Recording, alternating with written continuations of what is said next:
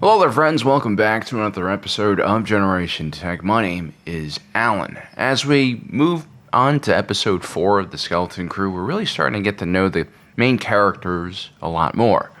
Spoiler alerts ahead. I originally thought Wim and Fern were going to be the two main characters in the show, the individuals we need to focus the most on.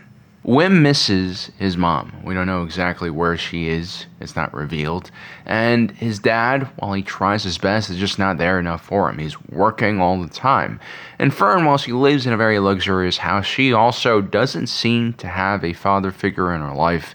And her mom, who's really high ranking, seems a bit difficult as well. Both Wim and Fern are kind of unhappy, and so they rebel in their own way. Wim seeks adventure at all costs, and Fern, well, she's also looking for fun. This is why these two individuals are the main characters. This is the motivation that drives them on this grand journey. This is why the story starts. We could see the beginning of their character development. But the thing is, both of these kids are pretty unhinged. I mean, Wim is a danger to himself and everyone around him. Wim, hello? Fern is kind of a bully, she is angry, and she wants other people to feel that anger and sadness that she has inside herself. That wasn't funny. You are so gullible. Now, these two characters are interesting. I mean, they are going to change, and we're going to see them grow as characters. That's how the story is set up. But so far, it's actually the two other oddballs in the group who are far more balanced in their own way, and therefore immediately likable. We have KB, who is almost like an android, but oddly enough, she seems to really be soaking up this experience of their adventure far more than the other three. She's the only person who kind of just pauses and takes in everything around her, notices just how beautiful the galaxy is. One wonders if that visor she wears helps her see the world with more clarity, or is it there to keep others from seeing her? It's the sensitivity that she has for the world around her that also gives her empathy and kindness, and she kind of balances Fern out a little bit with this personality trait. Hey, watch it. These boys are so dumb. You didn't have to be so mean. They did find it. We haven't gotten much backstory or details about KB, but I'm sure when we do, she'll be even more fascinating. And then, of course, we have Neel, who in theory should balance Wim out. But I don't know if you've noticed, he's got a freaking comb over. He's a dork. He's malleable. He's kind of useless and afraid of everything, but there's just something about him that makes him super likable. He's like the Peter in Deadpool, or the Steve in our own Generation Tech universe. I like to troll Steve a lot. I always like to catch him off guard while he's watching me in the background while playing Minecraft in his room in his boxers. But the truth is, Steve is the foundation of the fandom. Without him, there's really nothing. That's because these characters, the Peters, the Steves, the Neels of the world represent something so awesome, so pure that we can't help but love and want to protect them. Wait. What? I think I have something in my eye. I think it's an eyelash, maybe? Hollywood movies love pushing characters like Fern and Wim in front of us. Individuals who are kind of messed up. And that's because it reflects, unfortunately, how cruel and terrible the world can be. A lot of us, we carry our trauma with us. We're burdened by our past. We've experienced things that oftentimes we had no control over, right? The death of parents, broken families, disasters of the political or natural kind, extreme poverty, or passed down trauma from previous generations. I mean, if you take a look at the Star Wars franchise, the lore is full of characters like this. You have Rey, whose parents were murdered by a hitman hired by her own grandpa, who lo and behold was Emperor Palpatine, who actually created her family in the first place to find a powerful Force-sensitive vessel that he could possess. And it's super dark, man. Then you have Luke Skywalker's dad, who domestically abused the life out of his mother, probably, before he was even born. And then when he is born, he's spirited away to a horrible backwater desert planet by an old, confused Jedi hermit who, let's be honest, is in no state to take care of him.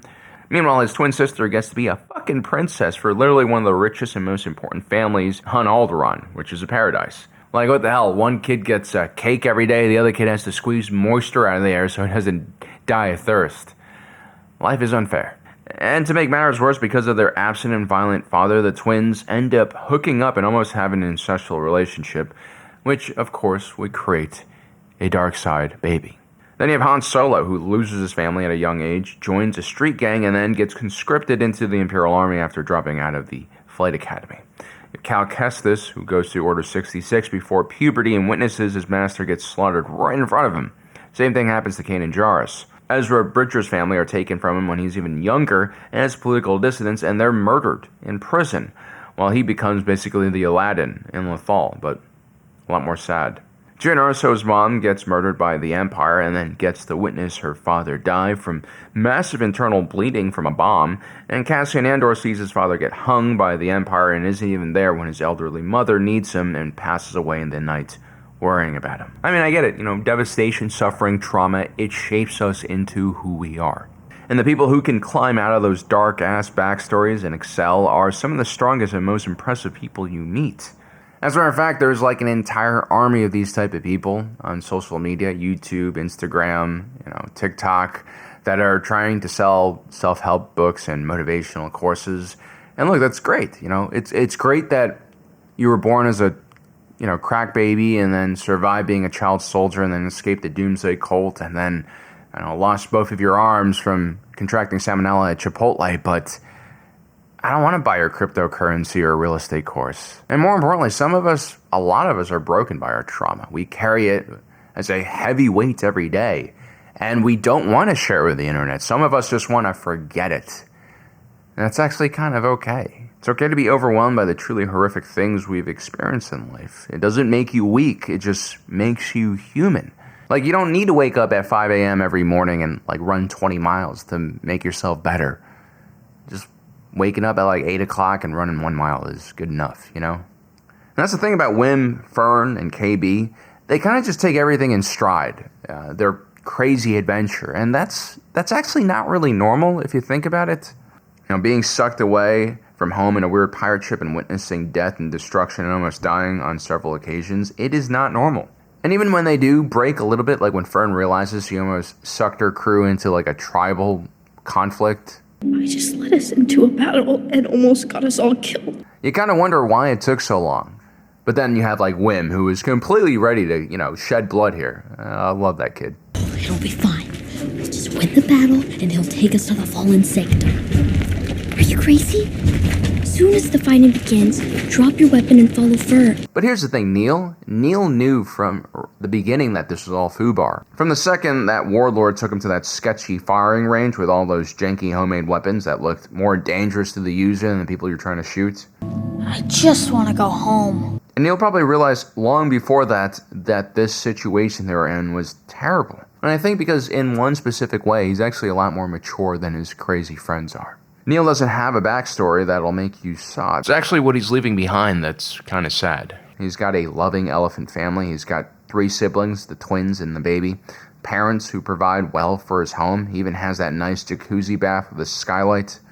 Neel is living the life on Anatin. He has warmth and happiness, something that we all probably long for and wish we had in our own childhoods. And it's that warmth that makes him a bit softer and less adventurous than his compatriots. And so Neel doesn't really feel the urge to participate in the Suffering Olympics.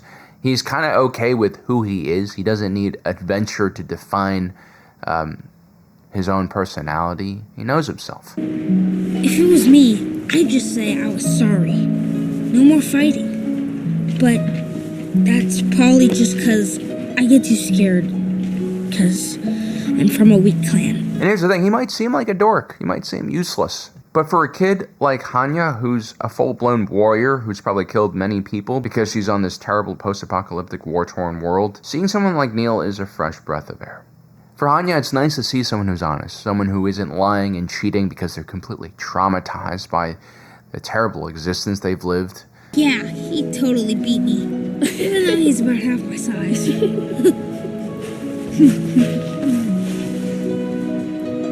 I've never met anyone like you before. All of us are actually born a bit like Neel. We aren't born naturally suspicious of our fellow man. We're a social species, we had to engage and work with each other to survive in the Serengeti all those years earlier against those massive predators we were fighting with wooden sticks. But eventually, because of bad experiences, because of the messed up things that happened to us, we let our trauma and horror we experience begin to shape our lives. You know, a lot of people might look at someone like Neel and think that, well, he's weak, he lets other people walk over him, I'll never want to be like him. And while that might be true to a certain extent, I think people are missing something about Neel, something that makes me envy him. You know, to be so pure, to be so protected all your life so that you can afford to be kind, feel safe enough to avoid conflict at all costs, that is a blessing. I mean, look at Akron. It's a world that's completely suffering. And it's because most people are like Hanya, strong and quick to retribution. So you learn from a young age that if one does not fight for what they have and strike back when they're stolen from, then they'll be taken advantage of and left to starve to death.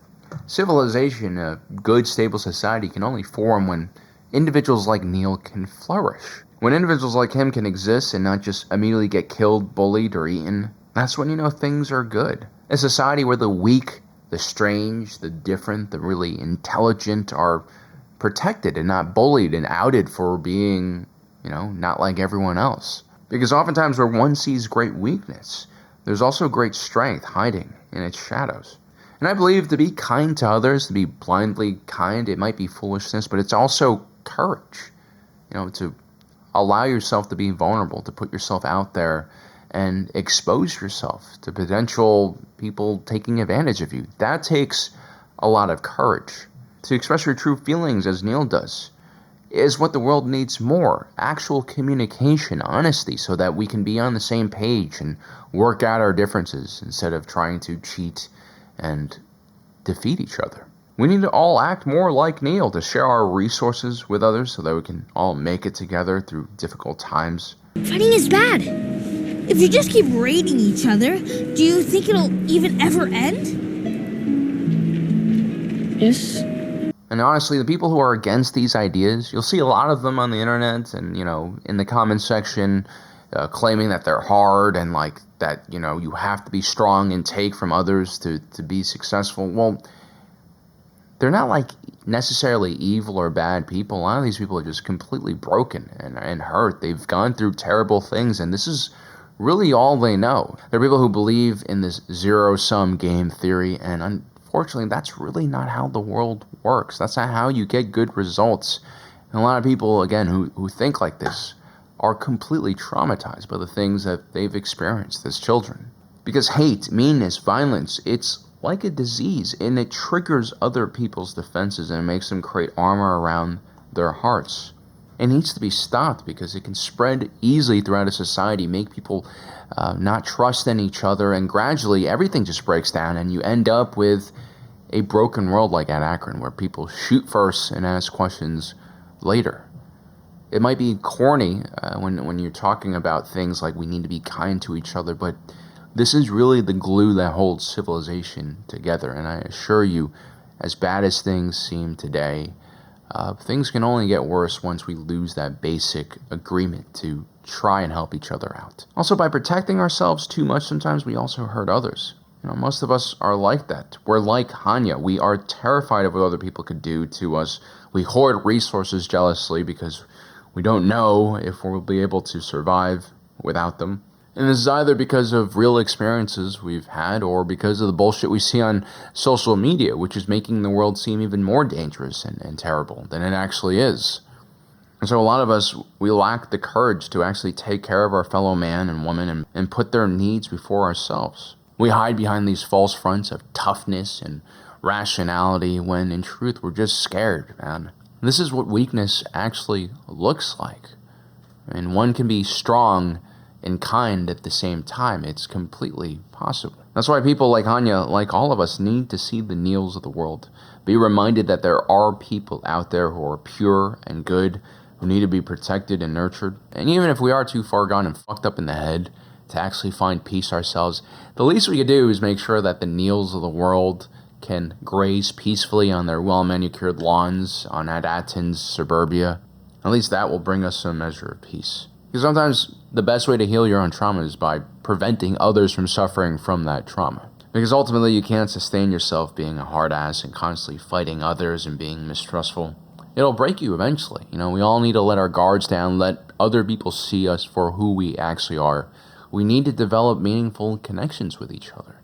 That again is the cornerstone of how our species became more than small little tribes fighting for absolutely nothing in the dirt of some post-apocalyptic world like at Akron. So yeah, we need to protect Neel at all costs. He's kind of the best of us in a lot of ways. He's what we should all desire to be. Well, guys, I hope you enjoyed today's video. Don't forget to subscribe and hit that notification button down below so you don't miss out on the rest of our awesome content. As usual, my name is Alan, reminding you that my allegiance is to the Republic, to democracy. I'll see you next time.